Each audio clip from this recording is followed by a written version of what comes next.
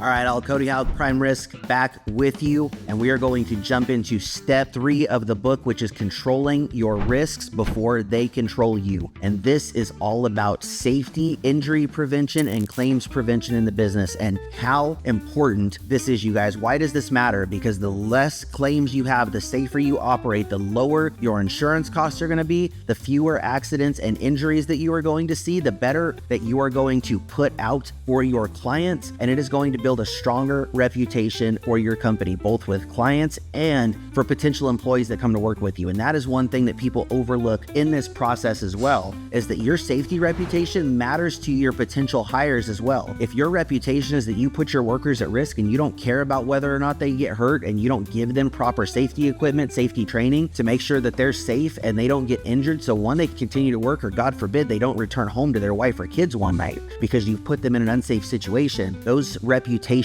get out.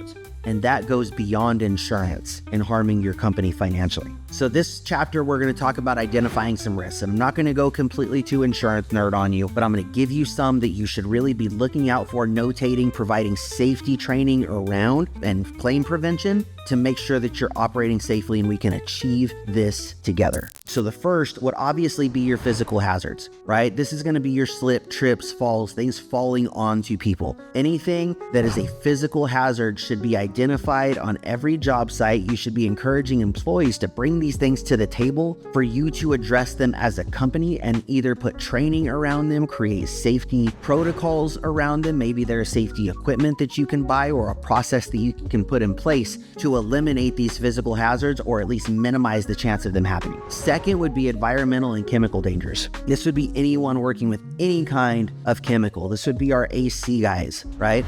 Our plumbers may have some chemical exposure, especially our restoration guys that are going in and dealing with water, fire, mold, asbestos, things of that nature. You guys, you need to have thorough training in place around the environmental and chemical dangers. Third would be our transportation and our theft. What does your driver safety training program look like? What does your fleet management program look like? Are you maintaining your vehicles regularly? Are you having safety walkarounds and checklists done every single day, making sure that the vehicles are in good condition to drive? Are you making sure that when the vehicle is left unattended, it is locked, the keys are always with the employer in a lockbox? What does that all look like for you? What does your fleet safety program look like? All of our clients, day one, they get our fleet safety manual as to how to structure this and make sure that they're staying safe and preventing claims. Number 4, one that is grossly overlooked and that we've been talking thoroughly about with all of our clients, is cyber safety and contract issues.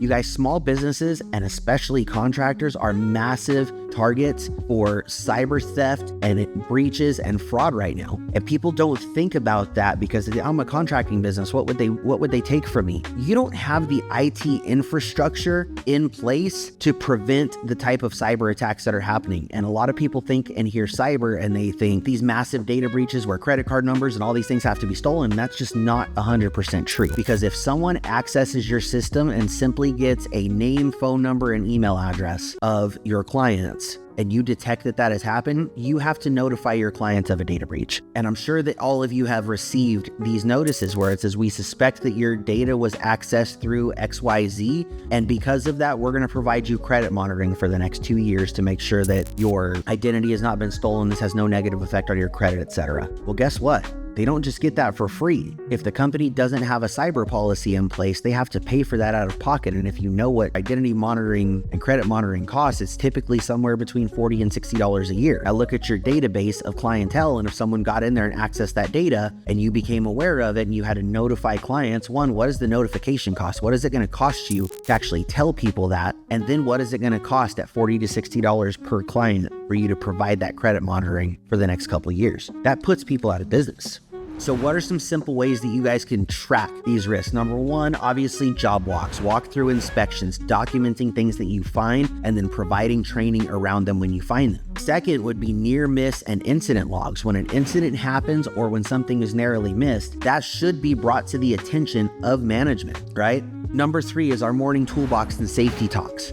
that should be brought forward every single morning. Guys, we need to be safe today. Make sure you're wearing your harnesses if you're getting up on the roof. Make sure you've got the proper footwear, eyewear. All of the PPE that we require on job site or should be requiring on job sites should be discussed every morning. And then another thing that you can do is reward safe actions, right?